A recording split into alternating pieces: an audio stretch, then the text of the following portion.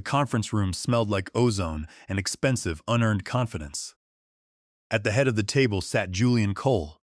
Julian was 25 years old. He wore a designer fleece vest over a t-shirt that cost more than my first car. He was our new chief technology officer. He had been on the job for 3 weeks, and in that time, his primary contribution had been replacing the break room coffee with some trendy matcha drink and referring to our mainframe, the iron beast that processed $2 billion a day, as tech debt. "Lawrence," Julian said, leaning back in his expensive chair, spinning a pen that he probably did not know how to refill, "we need to talk about velocity. We need to talk about agility. We need to talk about the legacy anchor." He meant me. I was the anchor. I sat there, hands folded on the table, looking at him. I am 58. I have been with Atlantic Trust Bank since before Julian was born. I wrote the batch processing scripts that handled the overnight settlements back in 1989. I survived the dot-com bust, the 2008 financial crisis, and 3 chief executive officers who thought blockchain was the answer. I do not smoke, but sitting across from Julian, I wanted to blow smoke in his face just to see him cough. "Go on, Julian," I said. My voice was calm. It is the voice I use when a server rack overheats. "Tell me about the anchor." "Look, Larry," he said. He called me Larry. Nobody calls me Lawrence Larry unless they want a boot-up sequence to fail. "You are a legend, seriously. The work you did on the COBOL core is historic, but we are pivoting. We are going cloud-native, microservices, Kubernetes. We need builders, not maintainers, and frankly, your salary band, well, it is heavy. We can hire 3 full-stack developers for what you are costing us." He smiled. It was a pity smile, the kind you give a dog right before you take it behind the shed. "So," he continued, sliding a thick envelope across the table, "we put together a transition package. It is generous. Early retirement, honorary emeritus status. You get to walk away a hero." I looked at the envelope. I did not reach for it. "Julian," I said, "do you know what runs on the Z-series mainframe in the basement?" It is the clearinghouse interface, the swift wire verifications, and the biometric security protocol that adheres to federal regulations regarding transaction limits. The protocols keep the regulators from turning this building into a crater. He waved a hand dismissively. "We have got consultants for that. A squad from a top firm is arriving on Monday. They will scrape the logic, refactor it into Python, and we will be live on Amazon Web Services by the 3rd quarter." I almost laughed. The sheer unadulterated hubris was almost beautiful, like watching a man try to juggle chainsaws. He thought a team of 22-year-old consultants who learned coding from online tutorials could parse 30 years of assembly language and job control language scripting in a weekend. "So, effective immediately?" I asked. "Effective immediately," Julian nodded. "We need your badge and your laptop. Security will escort you out." "Standard protocol, nothing personal." I stood up. My knees popped, a sound like a dry twig snapping in a dead forest. I smoothed out my jacket. I did not look at the envelope. I reached into my pocket and pulled out my identification badge, the chipped plastic card that had been my passport to the inner sanctum for nearly 4 decades. I placed it on the table. Then I reached into my pocket and pulled out my hardware token, the little security fob with the changing numbers. I placed it next to the badge. "Is that everything?" Julian asked, eyeing my pockets as if I might be stealing office supplies. "That is everything the company owns," I said. I did not mention the other thing, the thing they could not take. My biometric hash was stored in the deepest read-only sector of the mainframe security kernel. I had hard-coded it 10 years ago after a major breach. It required my physical presence to authorize changes to the core logic. Julian did not know about it. He had never read the documentation. "Good luck, Julian," I said. "You are going to need it. We make our own luck," he grinned, tapping his temple. "Disrupt or die, right?" "Something like that," I said. I walked past the open plan office where junior developers sat typing code that would break the moment it touched real data. I walked to the elevator. Harvey Miller, the security guard, looked surprised to see my box. "Everything okay, Mr. Vance?" he asked. "Fine, Harvey," I said. "Just upgrading my operating system." I walked out into the sunshine. It was gray and industrial, smelling of exhaust and wet pavement. It smelled like freedom. I got into my sedan. I did not cry. I did not scream. I adjusted the rearview mirror. "Disrupt or die," I whispered to myself. I put the car in drive. I was going home to water my garden. And then I was going to wait, because I knew exactly how long it takes for a system to realize its heart has been ripped out. About 48 hours. Monday morning was going to be interesting. My garden is a lot like a mainframe if you think about it. It requires structure, patience, and the ruthless elimination of bugs. Saturday morning I was knee-deep in mulch, pruning the dead heads off my flowers. The soil was cool and damp under my gloves. It was the first time in 20 years I had not spent a Saturday morning checking the server logs over coffee. Usually my weekends were punctuated by the phantom buzzing of my phone, alerts, warnings, the heartbeat of the bank. Today, the phone sat on the patio table silent. It was a silence that felt heavy, like the air before a thunderstorm. I made tea. Earl Grey, hot. Not the strange drinks Julian was pumping into the veins of my old department. I sat on my porch and watched a squirrel trying to break into the bird feeder. I named him Julian. He was persistent, annoying, and ultimately destined to fail because I had engineered that feeder with the same paranoia I applied to the bank's firewall. Around noon, the first text came through. It was from Toby Croft, a junior engineer I had hired 2 years ago. Toby was a good kid. He actually knew what a pointer was, which put him in the top 1% of the new hires. "Lawrence, are you really gone?" the message read. "The consultants are here. They are everywhere. We call them the locusts of the corporate world. Shiny suits, expensive laptops, and a complete lack of understanding of how a bank actually moves money." I took a sip of tea and did not reply. I could picture it perfectly. The conference room would be filled with whiteboards covered in meaningless diagrams, circles, and arrows, with the word synergy written in red marker. They would be talking about decoupling the monolith. They would be looking at my code, millions of lines of COBOL, job control language, and transaction definitions, and treating it like toxic waste. They did not understand that the monolith was not just a pile of rocks. It was a load-bearing wall. By Sunday evening, the modernization had begun. I knew this because my phone buzzed again. Another text from Toby. "They are bypassing the staging environment. Julian says we need to move fast." He gave them root access to the dev partition. "They are running scripts I have never seen." I felt a cold spike in my chest. Root access to the development partition without a staging sandbox. It was the digital equivalent of doing open-heart surgery with a chainsaw while riding a unicycle. I closed my eyes. I could see the system map in my head. It was a beautiful, complex web of dependencies. If you touched the customer master file, it rippled through to the loan servicing module. If you updated the loan module, it pinged the general ledger. And if the general ledger did not get the handshake back within 0.05 seconds, it triggered the fraud lock. The fraud lock was the key. The fraud lock was not just a line of code. It was a biological gate. 10 years ago, after a major security scare, the board had panicked. They wanted accountability. They wanted a human neck to choke if things went wrong. So I gave them mine. I built a biometric authorization layer into the core update sequence for the settlement engine. To push a change to the production settlement logic, the code that actually moves the money out of the bank, you needed two things: a cryptographic key, which they had, and a biometric scan of the senior architect, which was currently pruning hydrangeas in New Jersey. They had not hit that wall yet. They were still playing in the shallow end, messing with the user interface, changing fonts, moving buttons.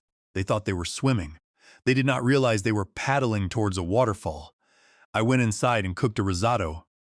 Stirring rice is meditative. It requires constant attention, just like a batch process. You cannot rush it. If you turn the heat up too high, you burn it. If you stop stirring, it glues together. Julian was the type of cook who would blast the heat, throw in the rice, and walk away to check his social media. Monday morning arrived with the grim inevitability of a kernel panic. I woke up at 6 in the morning out of habit. I showered, dressed in my retired attire, and sat down at my computer. I was not logging into the bank's virtual private network. That would be illegal. But I still had access to the public-facing status page, the one customers see. It said all systems were operational. "Lies," I whispered to the screen. I knew what was happening inside that building. The consultants were probably high-fiving. They had likely refactored the login screen and pushed it live. "Look at us," they would say. "We are agile." We changed the color of the submit button to disruptive blue. But deep down in the basement, in the climate-controlled server room, where the air is kept at a crisp 64 degrees, the mainframe was watching. It was seeing these new, unfamiliar commands coming down the pipe. It was checking its access control lists. It was looking for a fingerprint that was not there. It was waiting, and so was I. I poured another cup of tea. Toby, I thought, staring at my phone. Do not do it, kid. Do not try to fix it. Just let it burn. But I knew he would try. He was too young. He still had hope. He still thought competence mattered. He was about to learn the hardest lesson of his career. You cannot patch stupidity. The cracks started showing on Tuesday. It was not a total collapse. Legacy systems do not usually explode all at once. They die by 1,000 cuts. It started with the audit logs. In banking, if you do not log a transaction, it did not happen. And if it did not happen but the money moved, that is not a bug. That is a felony. I was at the grocery store debating between organic and non-organic avocados. Julian had ruined the concept of avocados for me, but I still liked guacamole when Toby called. Not a text, a call. I let it ring 3 times. I wanted to answer. The instinct to fix, to troubleshoot, to save the ship was burned into my genetic code. But I looked at the avocados. They were firm, unyielding like me. I picked up. Hello, Toby Lawrence. Oh God, Lawrence. You have to help me. His voice was an octave higher than usual. He sounded like he was hyperventilating in a server closet. Calm down, Toby. Breathe. What is wrong? The transaction identification numbers, he sputtered. They are skipping. We processed the morning batch, and the sequence numbers are jumping by tens of thousands. The compliance dashboard is lighting up like a Christmas tree, but Julian told us to suppress the warnings. Suppress the warnings? I repeated, my voice flat. He told you to mute the fire alarm while the house smells like smoke. He said it is just legacy noise. He said the new microservices handle indexing differently, and the old mainframe is just confused. He called the error logs boomer spaghetti in the morning stand-up meeting. Boomer spaghetti. I squeezed the avocado in my hand. It did not yield, but my knuckles turned white. Listen to me carefully, Toby, I said, leaning against the display of crackers. Do not suppress those warnings. Print them out. Email them to your personal account. Document that you were ordered to ignore them. But how do I fix the sequence jump? The consultants are trying to force a re-index on the live database. They are doing what? I almost dropped the phone. Re-indexing a live transactional database during business hours is suicide. It locks the tables. Nobody can read. Nobody can write. The bank effectively freezes. Julian gave them the go-ahead. He said to move fast and break things. Well, I said, a cold calm settling over me, he has definitely got the break things part down. Toby, listen, do nothing. Do not type a single command. If you touch that database while it is re-indexing, you will corrupt the pointers. You will turn $2 billion of customer data into digital confetti. But the system is slowing down. The tellers are reporting latency. Let it slow down, I said. Go to lunch, Toby. Take a long lunch. Lawrence, please, just tell me the override code for the table lock. I know you know it. I did know it. It was a hexadecimal string I had memorized in 997. It was 0x4 alpha unlock override off PW. It would release the tables, cancel the re-index, and restore sanity. I cannot help you, Toby, I said softly. I am retired, remember, I am an anchor. You do not want an anchor dragging you down. Lawrence hung up. I stood there in the produce aisle, staring at the bananas. My heart was pounding. It went against everything I believed in to let a system fail. I had spent my life keeping the lights on. I had missed birthdays, anniversaries, and vacations to keep those lights on. But if I fixed it now, Julian would take the credit. He would say his agile methodology solved the problem. He would learn nothing, and next week he would do something worse. I put the avocado in my basket. By Wednesday, the small fires were becoming a blaze. Customers were tweeting at Atlantic Trust Bank. One user asked why their application was showing a balance of $0. Another complained they could not transfer rent money and demanded a fix. I sat on my couch sipping wine, scrolling through the feedback. The bank's official account was replying with copy-pasted apologies, claiming they were experiencing intermittent technical difficulties as they upgraded their systems to serve customers better. Serve them better by locking them out of their own money. Then came the internal leak. Someone, probably Toby, posted a screenshot on an anonymous information technology forum. It showed the central processing unit usage of the mainframe. It was pinned at 99%. The consultants had deployed a script that was querying the entire transaction history for every single user login. It was a denial of service attack, and it was coming from inside the house. I watched the stock price dip just a little, falling by 45 cents. "Burn," I whispered, but the real show had not started yet. Tomorrow was Thursday, the end of the quarter. Thursday was settlement day, the day the bank had to reconcile its books with the Federal Reserve, the day massive wire transfers moved between institutions, the day the system had to be perfect, and the day the system would check for the biometric authorization of the senior architect. I checked my calendar. Thursday at 10 in the morning. Spa appointment. Perfect timing. Thursday morning dawned with the kind of crisp, clear blue sky that usually signals a good day for trading. For Atlantic Trust Bank, however, it was the sky over a battlefield. Quarterly settlement is not a joke. It is not an agile sprint. It is a hard, federally mandated deadline. By 4 in the afternoon Eastern Standard Time, billions of dollars in commercial wires, international clearings, and interbank settlements must be finalized. If the ledger does not balance, or if the transmission does not go through, the fines start at painful and quickly escalate to a congressional hearing. I was at a spa in Cherry Hill, wearing a robe and sipping cucumber water. My phone was in a locker, off.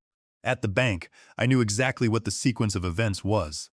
At 8 in the morning, the batch jobs kick off. The mainframe begins aggregating the millions of transactions from the last 90 days. This usually takes 2 hours. With the optimizations Julian's team had likely installed, it was probably choking on its own logs. By 10 in the morning came the first warning bells. The verification hashes would not match. Why? Because the consultants had probably changed the character encoding on the database from EBCDIC, which mainframes love, to UTF-8, which mainframes tolerate but despise, without updating the translation tables. By 11 in the morning, panic would set in. The settlement window opens.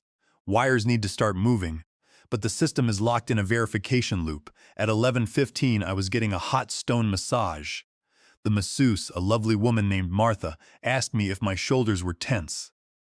"Not anymore, Martha," I murmured into the face cradle. "Not anymore." At the office, Julian would be screaming in the operations center, his vest damp with sweat. "Just force it," he would be yelling. "Override the check. We have to send the file." And that is when they would try it. The emergency override. The emergency override is a function I wrote. It exists for exactly this scenario, when the automated checks fail and an authorized human needs to say, "I have visually verified the data, and I authorize this transfer despite the errors, but you cannot just click a button for $2 billion. The command requires elevated privileges. System Administrator Level 5. There was only one Level 5 account active. Mine. At 12:30, I walked out of the spa glowing. My skin felt hydrated, my soul felt light. I turned my phone on. It vibrated instantly, and then it kept vibrating. It danced across the bench in the locker room like a possessed object. 47 missed calls, 12 voicemails, 88 texts. I scrolled through them. "Lawrence, pick up." Julian wrote at 12:05. "We have a situation." Came the next text at 12:08. "Need password for override." Julian sent at 12:15. "Seriously, pick up the phone," he pleaded at 12:20. Toby sent a message at 12:30. "It is the biometrics, Lawrence." The screen says authorization required. Senior Architect Biometrics. Julian is losing his mind. He tried to force past it. The system locked him out entirely. I smiled a cold, thin smile. The Russian protocol. When the system detects an unauthorized attempt to bypass the Level 5 security check, like a frantic chief technology officer trying to force a settlement, it does not just say access denied. It assumes a hostile intrusion. It goes into fortress mode. It locks the file system, disconnects the external gateways, freezes the assets, and displays a single prompt on the main console. Critical security lockdown awaiting biometric verification. User L. Vance. Timeout in 3 hours and 59 minutes. If the biometric scan is not received within 4 hours, the system assumes the facility has been compromised. It initiates a hard wipe of the encryption keys. The data remains, but it becomes unreadable without a restore from physical tape backups held in a secure vault in Colorado. That recovery takes 3 days. The bank would be dead in 3 days. My phone rang again. It was not Julian this time. The caller identification said Oliver Cole, chairman of the board. Oliver was 70 years old. He was old money. He did not know what Kubernetes was, but he knew what fear smelled like. I let it ring 3 times, then I answered. Hello, Oliver. Lawrence, where are you? His voice was shaking. It was not anger, it was terror. I am in Cherry Hill. Just finished a lovely facial. The system, it is asking for your thumb, literally. Julian says we cannot move the money without you. Oh, that, I said, checking my nails. That is the fraud prevention protocol. I documented that in 2014. Oliver, page 4002 of the Disaster Recovery Manual. You signed off on it. Lawrence, we have less than 2 hours before the Federal Reserve window closes. If we miss the settlement, we are insolvent. We are talking regulatory seizure. That sounds serious, Oliver. Name your price, he snapped. Just come in. We will send a helicopter. I do not like helicopters, I said. And I am retired. I turned in my badge. Remember, Julian was very specific about the immediate nature of my departure. Lawrence, please stop the games. What do you want? I looked at the time. It was 1 in the afternoon. Plenty of time to drive there if I took the turnpike. I want a meeting, I said. In the boardroom with the full board and Julian. In 1 hour. Done, Oliver said. Just get here. Oh, and Oliver, have security print a visitor pass. I do not have a badge anymore. I hung up. I got into my sedan. I did not speed. I put on a podcast about gardening. The traffic was light. The world was burning. And I was bringing the only fire extinguisher, but I was not going to spray it for free. I rode the elevator to the 40th floor. In the boardroom, the board sat in silence. Oliver Cole sat at the head, looking 10 years older. Julian stood by the window, his arrogance gone. Lawrence, Oliver said, standing up. Thank you for coming. We tried to bypass the lock to restore from backup, but the latency is... You cannot restore from backup in fortress mode, I said. It encrypts the write heads. Did you not read the emergency file? Julian looked down. I did not see it. I turned to Oliver. You have about 90 minutes before the Federal Reserve window closes.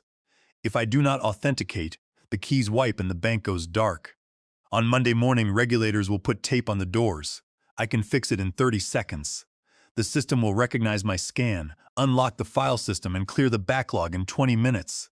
Then do it, a board member shouted. I cannot, I said.